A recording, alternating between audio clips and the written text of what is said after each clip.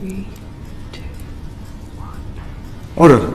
And welcome back to the Energy Security and Net Zero Committee on our session on the planning system. We have got a panel of 4 this time, and I'll let you introduce yourselves, name, rank and serial number as you choose, and for some reason I will start to my left. So, Fiona. Good morning, Chairman. My name is Fiona Gilmore. I'm the founder and director of Suffolk Energy Action Solutions, SEAS.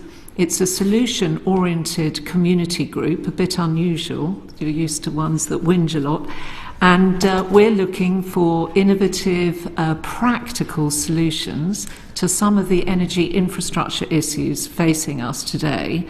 And in particular, we're looking at East Anglia and the opportunities, the golden opportunities, to make the most of offshore solutions and the use of brownfield sites.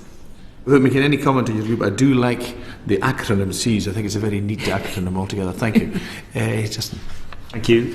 I'm Justin Johnson. I'm the Development Manager at... Just panel, should the government land use framework identify which land is needed for energy infrastructure and which should be reserved for other purposes such as maybe agriculture or environmental conservation or whatever? Joe Wall, you're over on the edge there. I'll start with you. Will help. Thank you. Fiona Gilmore. I'm not going to repeat because I agree with the points made earlier, but what I'd like to add is that we benchmarked Britain against the Netherlands and Belgium, Germany and Denmark, looking at their best practices and how they look at their spatial strategies. We also interviewed Professor Tim Green at the Imperial College London, and that was back in 2019, and there was an acceptance and acknowledgement that in this country we failed to have a holistic spatial strategy. We did not have, if you like, that strategic focus looking at the mid and long term. We tended to be very short term in our zoning and in our planning. So we would be proposing that the centralised strategic planning on brownfield sites being used wherever possible for major energy hubs is absolutely central to our future planning and the acceptance from local communities. So if you look at Belgium, they chose Zeebrugge. If you look at the Netherlands, they chose Rotterdam. If you look at Britain, we chose Friston, a medieval village. So what we're talking about in the future is try and use brownfield sites closer to demand, because you maximise your energy efficiency if you do that. If you have reduction in constraint costs, and you can go more efficiently using HVDC. There seems to be an extraordinary reluctance in this country to use brownfield. And we know from conversations with National Grid, ESO, that it is much more expensive to upgrade brownfield than it is to go to green countryside that's unspoiled. But what we need to look at are that those costs for upgrading are insignificant in the context of 50 gigawatt goals that we now face. Lovely, thank you very much. I will move on to Mark Crosby. Okay, that's great. Thank you, Chair. Thank you very much indeed. And now moving to Lloyd Russell-Moyle. I want to know how the planning system could provide local communities with more agency to build greater local support for energy projects where that's possible.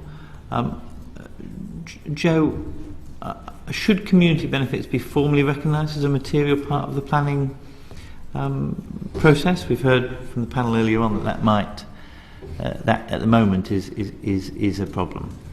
Wider piece around what do you want your community to do? Fiona, yes. I want to come to you. I want to ask you to comment on those points, but also the challenges that you've had in engaging in the planning of the network in your group and kind of the solutions. Okay, champing at the bit here. I know, I've seen you. Last week, that to us was a gimmick, a stunt, and made people quite angry. We need a much more sophisticated tool. We need to look at the economic impact of these projects, because if nature-based tourism is your main sector of revenue, and there is a forecast that 10 to 12 years of construction for energy projects is going to reduce your visitors by 15% year on year, how do you compensate those people for the job losses, SMEs whose businesses might go under. There is, if you like, a need to look at the economic adverse impact. You have to also look at the community impact. So not only do you need to look collectively, but you also need to look individually, because if your house, say you're a retired pensioner, you've saved up, that house costs 600,000 and it's been valued 10 years later now, and they say you've lost 60% of the value because you've got 3 converter stations on your doorstep. And that person needs to go into a care home, needs the money out of that cottage. Do you understand what I'm talking about? That there are some real economic challenges. The same economic challenges in any area when you get a building that then devalues, and it's very unfortunate. But why should energy infrastructure have a special get-out from all other pieces of infrastructure that cause devaluation of property? I think it's as simple as this, that if you are looking at a massive infrastructure programme that represents over 30% of the country's, Britain's, electricity, and you are a through road for it, there has to be some understanding. I mean, in the first place, I believe you don't even need to go there, because if you did what I said, which is use brownfield sites, we wouldn't even be having these sorts of conversations. So I think fundamentally the centralised strategic planning needs to be resolved. And the other thing that needs to happen to avoid some of these issues, to get the community working with the public sector in a more proactive, constructive way. If we had community overview panels, COPs as I'm calling them, and we had a COP... Is good cops and bad cops? I know, these are good cops. And you had, say, professionals, professional engineers, economists, and you put money, DESNZ, put money into that COP, let's say £100,000 for proper professional surveys. One, the parish councils wouldn't be so overwhelmed. They are duplicating efforts, as Richard Rout said in his submission from Suffolk County Council. These parish councils, they're overwhelmed, they're confused. You know, they haven't got the professionals. And the local communities are raising money to do these surveys, working with Natural England and others.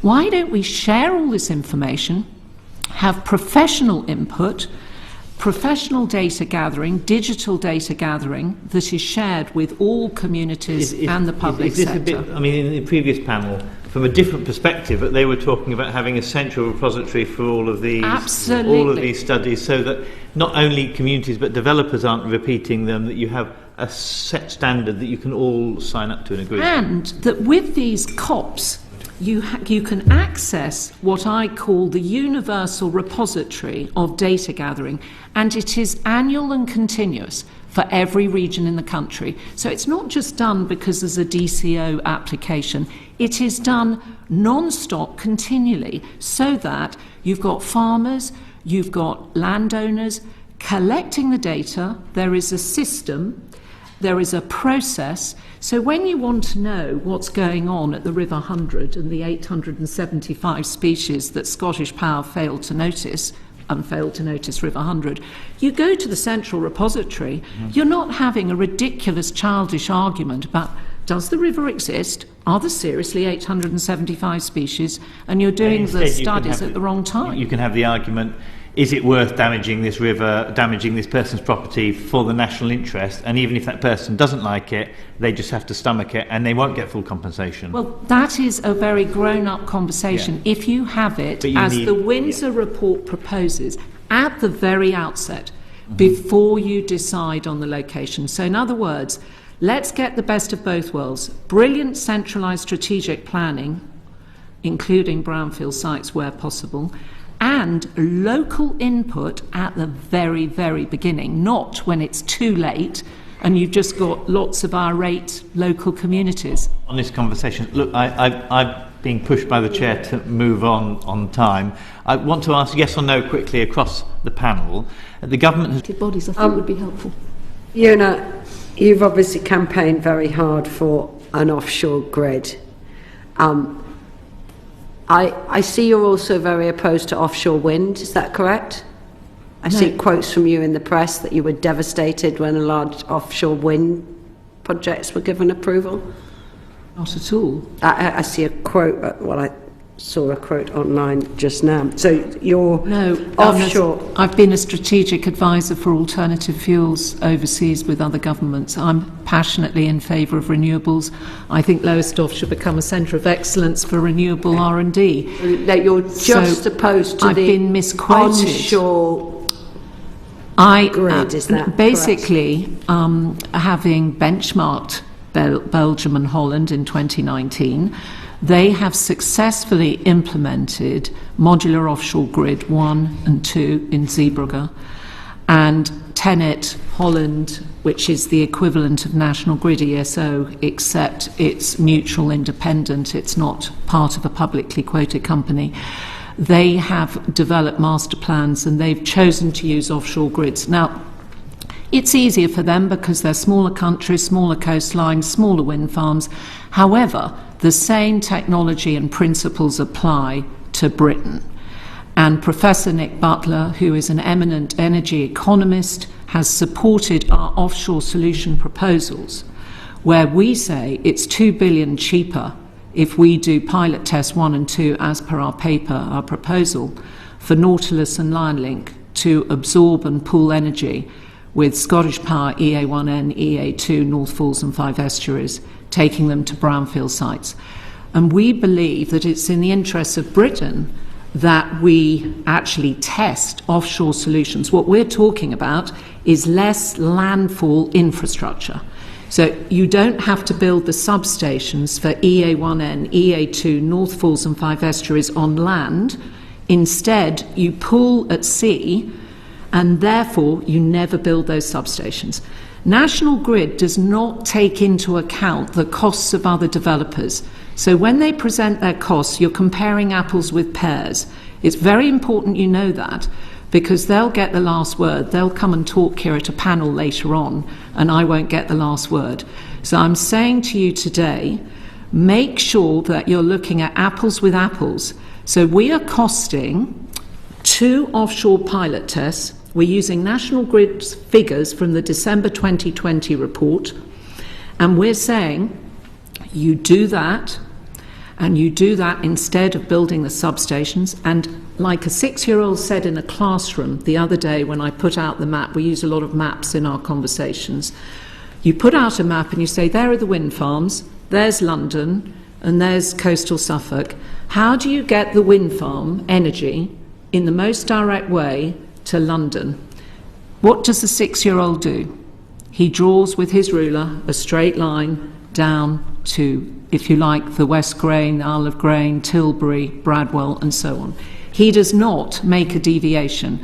The old, if you like, model was to go horizontal. I understand you're saying this, but we're really, really short of time. So you think there are other countries that have delivered an integrated offshore grid? Yeah, but I'm not talking about a complete offshore grid.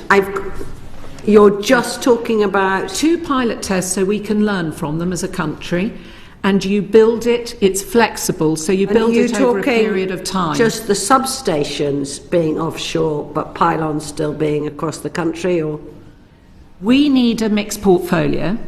Yes, okay. Okay, I'm sorry, okay, it's I've got a mixed a last portfolio. question. Sorry, it's Prime Minister's questions in 6 minutes. Okay, we may not need as many pylons. To use strategic planning to balance marine conservation? Strategic planning necessary to bring the two together.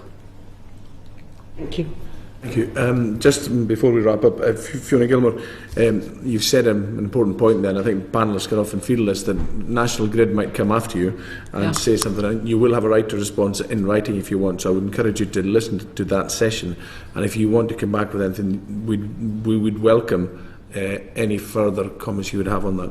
Chair, please, thank you for that. I would like to say that it has been incredibly frustrating that Bradwell, we have asked for an up-to-date assessment 2023 of Bradwell as a brownfield site in comparison with Friston, and National Grid has failed to produce that, and their 2017 report also has been redacted.